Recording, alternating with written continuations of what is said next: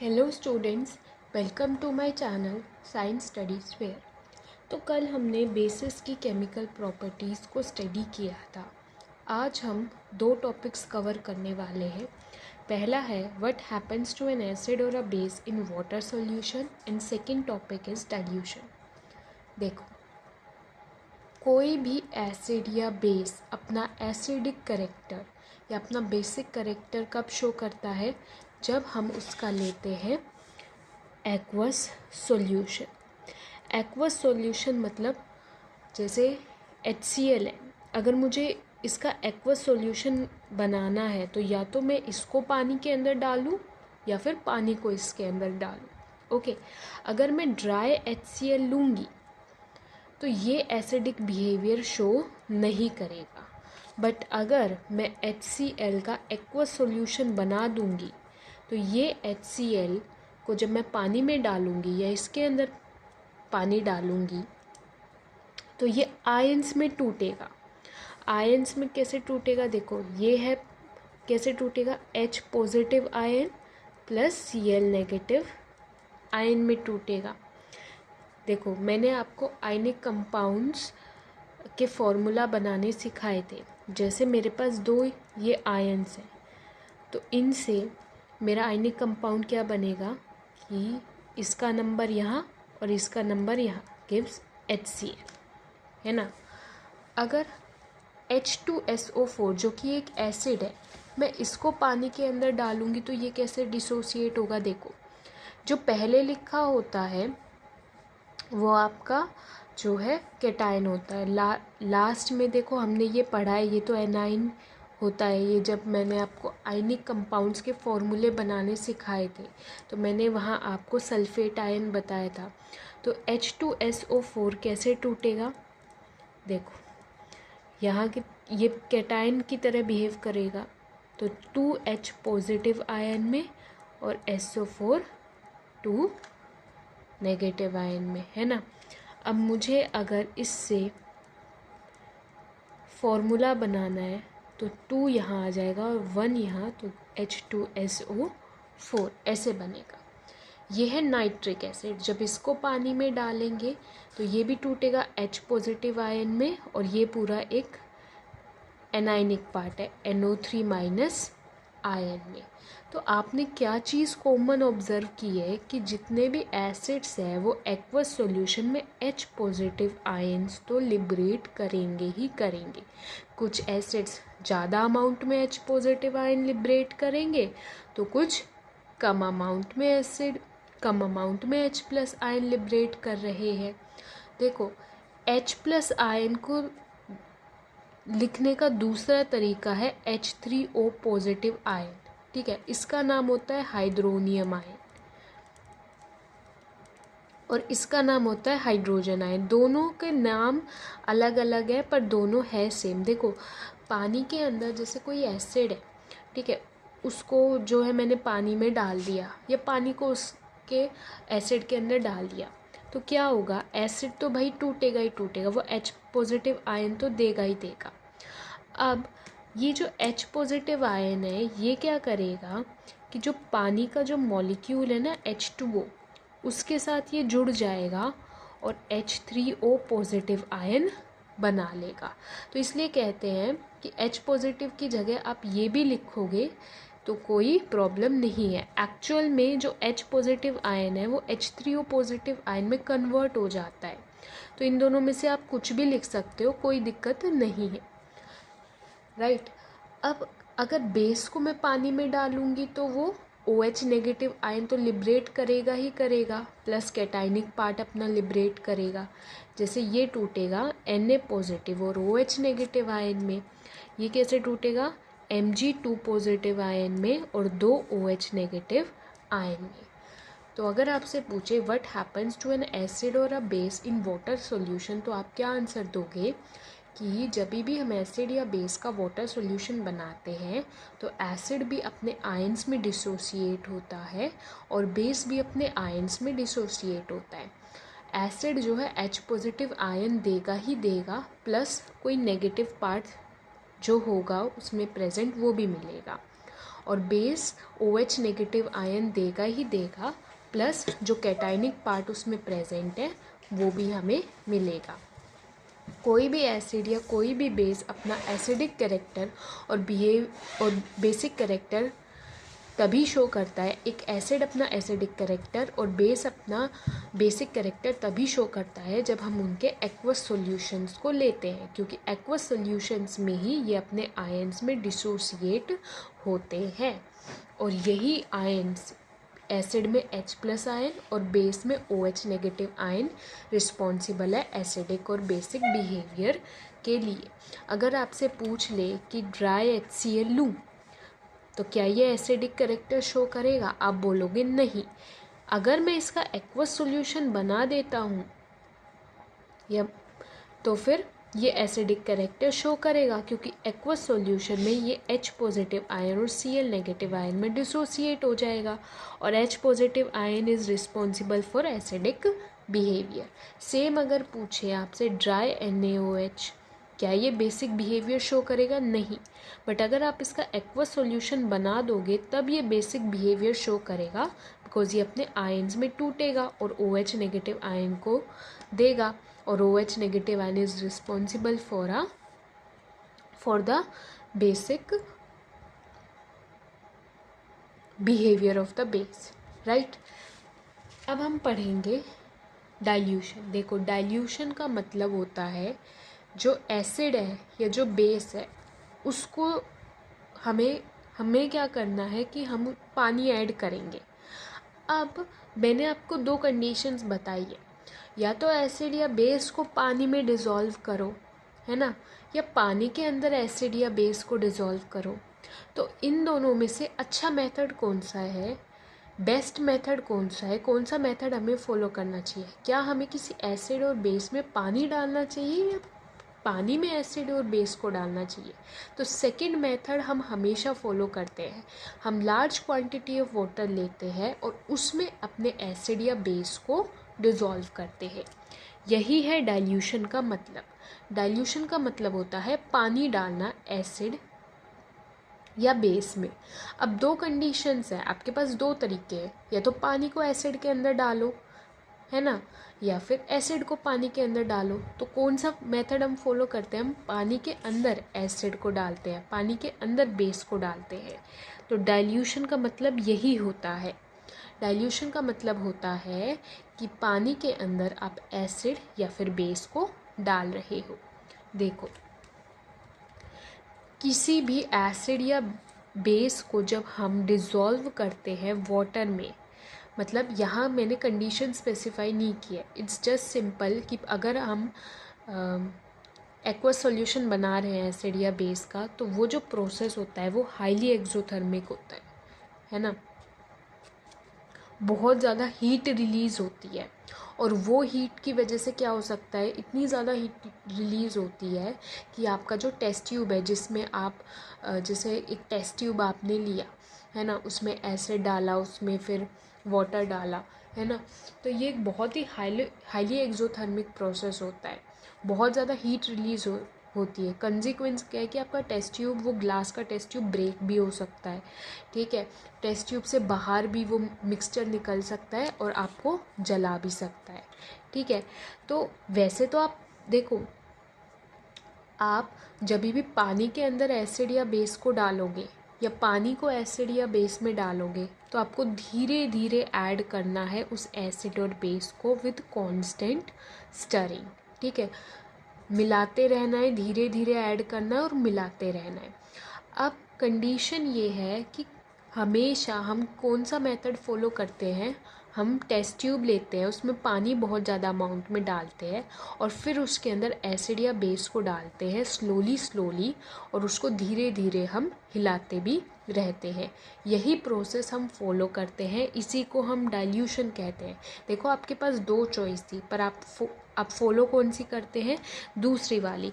आप पानी लेते हैं बहुत ज़्यादा अमाउंट में और उस पानी के अंदर आप एसिड या बेस को डालोगे, धीरे धीरे डालोगे विद कांस्टेंट स्टरिंग, ठीक है। आप पहले वाला मेथड भी यूज़ कर सकते हो कि जो है एसिड लिया टेस्ट ट्यूब में आपने ज़्यादा अमाउंट में और फिर उसमें आप पानी डाल रहे हो धीरे धीरे, तो वो भी आप मेथड फॉलो कर सकते हो, बट वो मेथड हम फॉलो नहीं करते हैं। क्यों? क्योंकि उस मेथड में देखो इतनी ज़्यादा हीट प्रोड्यूस हो सकती है कि आपको इंजरी हो, इसलिए हम हमेशा दूसरा मेथड यूज़ करते हैं। वी ऐड एसिड और बेस टू वाटर। ठीक है, इट मीन्स वाटर आप ज़्यादा क्वांटिटी में लोगे, ठीक है, टेस्ट ट्यूब में लोगे और उसमें फिर धीरे धीरे एसिड या बेस को डालोगे विथ कांस्टेंट स्टरिंग, राइट। तो अगर आपसे पूछे, आपके पास दो चॉइस है कि भाई एसिड या बेस को पानी के अंदर डालूँ या पानी को एसिड और बेस के अंदर डालूँ, तो आप क्या आंसर दोगे? भाई एसिड या बेस को आप पानी के अंदर डालो। देखो दोनों ही प्रोसेस एक्सोथर्मिक है, बट अगर आप एसिड या बेस को पानी के अंदर डालोगे तो वो प्रोसेस थोड़ा सा कम एक्सोथर्मिक है दूसरे वाले प्रोसेस से। मतलब देखो, आपके पास दो चॉइसेस हैं। आपने इसमें क्या लिया?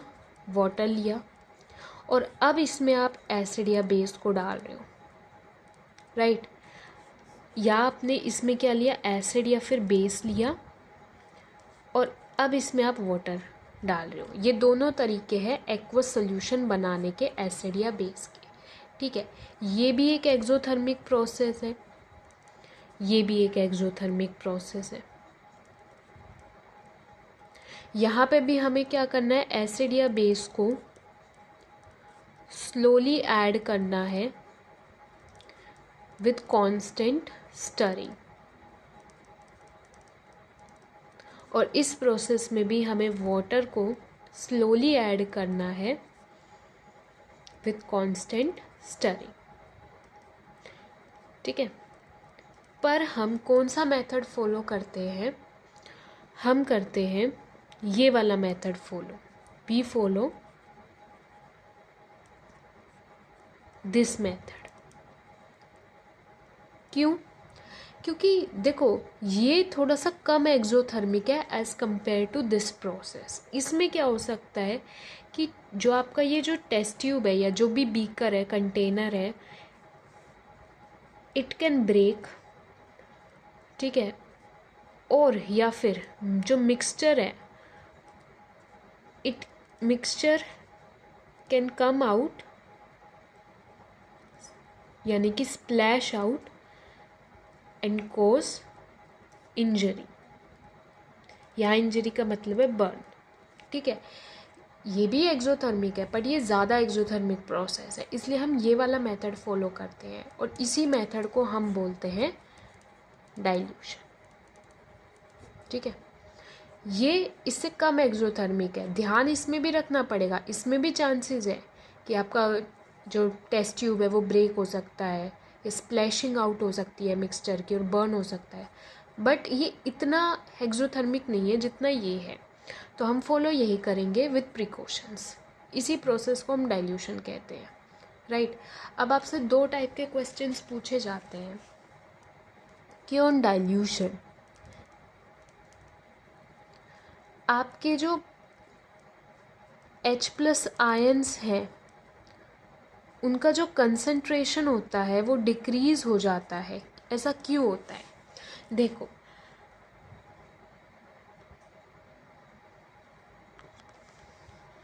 देखो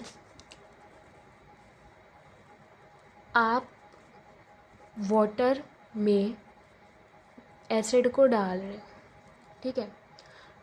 देखो जब भी अभी वाटर की कुछ क्वांटिटी थी, जो वॉल्यूम था वाटर का वो था V।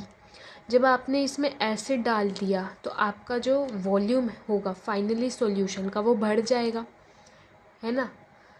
अगर आप पानी के अंदर एसिड डाल रहे हो, ठीक है, तो थोड़ा तो वॉल्यूम बढ़ेगा ही बढ़ेगा सॉल्यूशन का, है ना। अब जो एसिड जो है अपने H+ आयन को रिलीज़ करेगा, तो वॉल्यूम बढ़ने से ये जो H+ आयन्स हैं इनका कंसंट्रेशन पर यूनिट वॉल्यूम कम हो जाता है। ठीक है, देखो कंसंट्रेशन का फॉर्मूला होता है amount of solute upon volume of solution. तो यहाँ सॉल्यूट का अमाउंट क्या है, H प्लस आयंस, ठीक है, कितने नंबर में प्रेजेंट है, कितने अमाउंट में प्रेजेंट है, ठीक है, अपॉन वॉल्यूम ऑफ सॉल्यूशन। तो अगर आपकी देखो, जब आपने एसिड को वाटर के अंदर डाला तो सॉल्यूशन की वॉल्यूम क्या हो जाती है,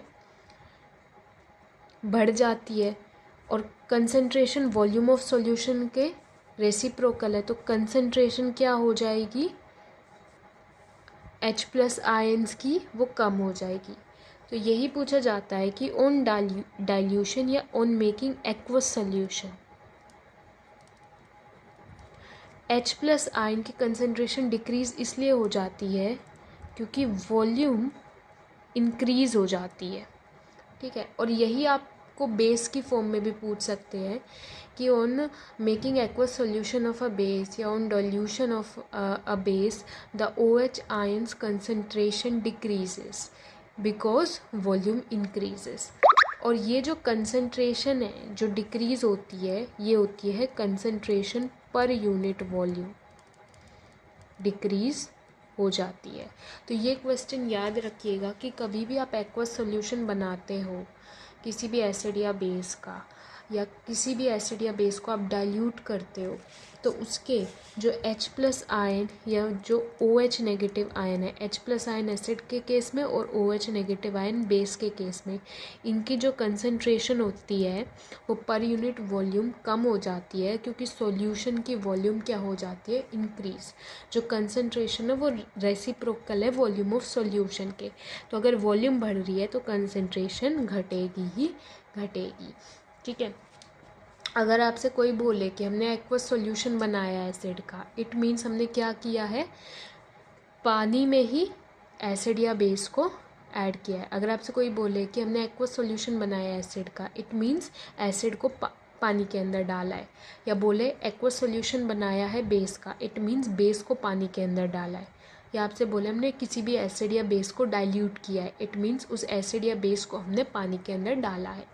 तो शुरू में चैप्टर में मैं आपसे यही कहती आ रही थी कि एक्वस सॉल्यूशन बनाने के लिए आप क्या करो, वाटर ऐड करो, या तो एसिड या बेस को आप वाटर में ऐड कर दो, है ना, या फिर वाटर को एसिड या बेस में ऐड कर दो। आज हमने सीखा हमें कौन सा प्रोसेस फॉलो करना चाहिए, एसिड या बेस को वाटर में ऐड करना चाहिए। तो अगर आपसे कोई पूछे एक्वस सॉल्यूशन बनाना है, डाइल्यूशन करना है, तो आपको कौन सा समझ जाना है, क्या क्लिक करना है कि एसिड या बेस को पानी के अंदर डाला है।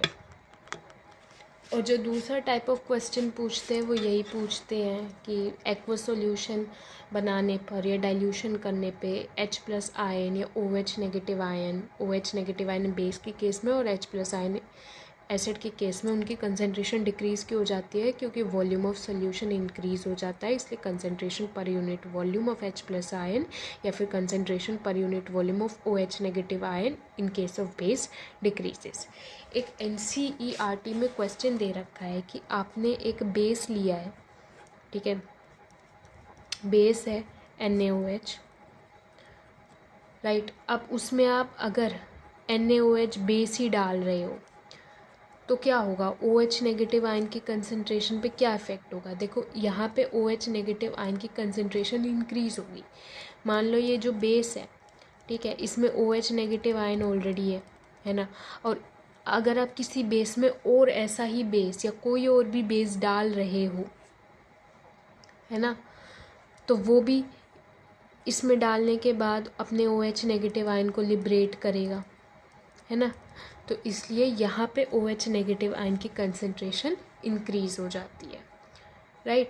तो यही क्वेश्चन एसिड के केस में बन सकता है कि आपने HCl ले रखा है, एसिड का एक्वस सॉल्यूशन ऑलरेडी ले रखा है, ठीक है। अब आप इसमें HCl का सॉल्यूशन फिर से डाल रहे हो, तो अब क्या होगा, यहाँ पे H+ आयन की कंसंट्रेशन इंक्रीज़ होगी। तो यही 2 टाइप ऑफ क्वेश्चंस बनते हैं, 2 से 3 टाइप ऑफ क्वेश्चंस बनते हैं कि डाइल्यूशन का मतलब क्या है, एक्वस सॉल्यूशन का मतलब क्या है, या पहला क्वेश्चन तो यही हो गया, डाइल्यूशन का मतलब क्या है, एक्वस सॉल्यूशन का मतलब क्या है, उसका आंसर मैंने आपको बता दिया। दूसरा टाइप ऑफ क्वेश्चन ये बनता है कि ऑन मेकिंग एक्वस सॉल्यूशन या ऑन डाइल्यूशन जो H+ आयन है एसिड के केस में और जो OH नेगेटिव आयन है बेस के केस में, उनका कंसंट्रेशन डिक्रीज़ क्यों हो जाता है। और तीसरा टाइप ऑफ क्वेश्चन ये बनता है कि अगर आपने किसी बेस में बेस ही डाल दिया तब क्या इफ़ेक्ट होगा, OH नेगेटिव आयन के कंसंट्रेशन में वो इंक्रीज़ होगा। किसी एसिड में एसिड ही डाल दिया तब H+ आयन की कंसंट्रेशन पर क्या इफ़ेक्ट होगा, वो इंक्रीज़ ही होगा।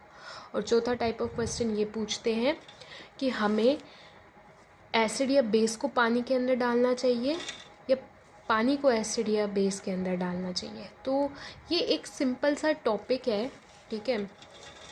इससे यही 4 से 5 टाइप ऑफ क्वेश्चंस ही बनते हैं जो मैंने आपको विद आंसर्स एंड एक्सप्लेनेशन बताए हैं। आई होप आपको अच्छे से चीज़ें क्लियर हुई होंगी। If you found the video helpful, then please like the video. Also don't forget to share and subscribe my channel. Thank you so much for watching my video.